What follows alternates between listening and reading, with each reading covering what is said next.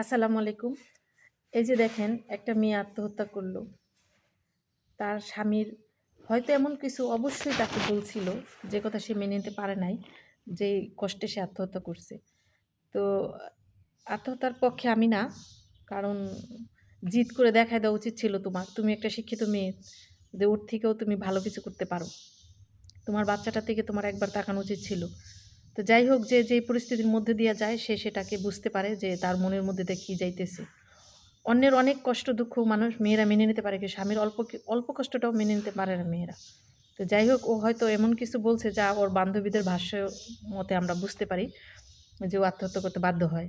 তা আমি একটা মেয়ে মানুষ, আমি যেহেতু রাজনীতি করছি বা করি, আমি ইউনিয়ন পরিষদে গত 10 বছর আমি ইউনিয়ন পরিষদের প্যানেল চেয়ারম্যান ছিলাম। সেই হিসাবে আমি যতগুলা বিচার আচার বা যতগুলা মানুষের সাথে মিশছি, বুঝতে পারছি, সেক্ষেত্রে না আমার কাছে মনে হয়েছে সব সময় ছেলেদের থেকে মেয়েরা খারাপ। কারণ একটা ছেলে একটা মেয়েকে অনেক কিছু বলতে পারে, ইঙ্গিত দিতে পারে।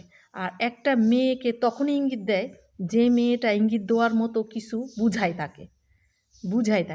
একটা ছেলে, বিবাহিত ছেলে, সে একটা মেয়েকে যদি প্রপোজ করে, খারাপ প্রপোজ করে বা যে কোনো বন্ধুত্ব বা যাই করুক না কেন, সে যদি অ্যাকসেপ্ট না করে, দিনের পর দিন তাকে ডিনাই করে দেয়, তাহলে তো সে ছেলেটা আগাইতে পারে না। একটা মেয়ের সংসার ধ্বংস করার জন্য একটা মেয়ে যথেষ্ট।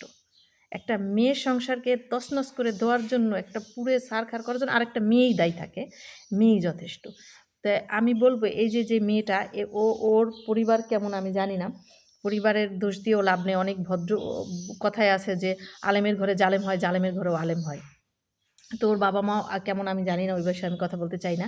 কারণ অনেক সময় দেখা যায় বাবা মা ভালো থাকে কিন্তু সন্তানকে মানুষ করতে পারে না।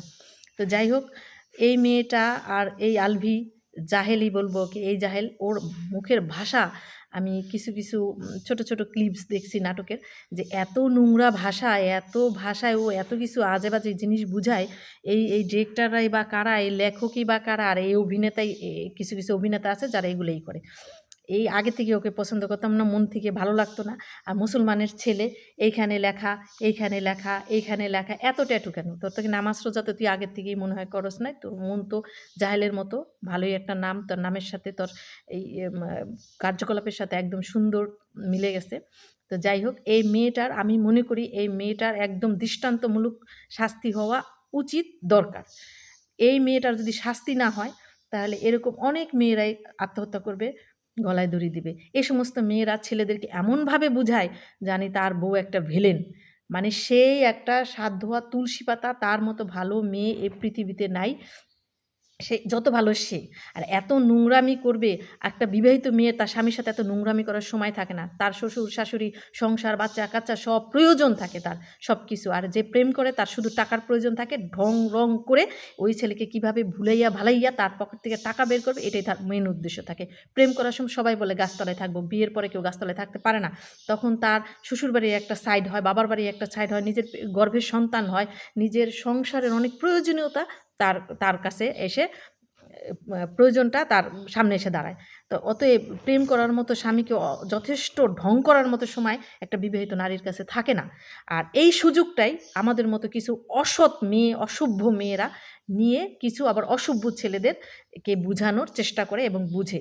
কিন্তু সব ছেলেদেরকে আমি বলবো না খারাপ, অনেক ছেলেরাই আছে তার পরিবারকে ঠিক রেখে সে সব কিছু করে। তা আমি বলবো, তোমার পরিবারকে ঠিক রেখে তুমি সব কিছু করাটাই একজন বুদ্ধিমানের কাজ। আর এ সমস্ত পরকীয়া বন্ধ হওয়া উচিত। এই দুইটার যদি শাস্তি না হয়, তাহলে এই সমস্ত পরকীয়া বন্ধ হবে না। আমি আসলে আমি চাই এদেরকে দৃষ্টান্তমূলক শাস্তি হোক, যাতে অন্য কোনো মেয়ে এইভাবে আত্মহত্যা না করে, তার বাবা মার বুক খালি না করে। ভালো থাকবেন, সুস্থ থাকবেন।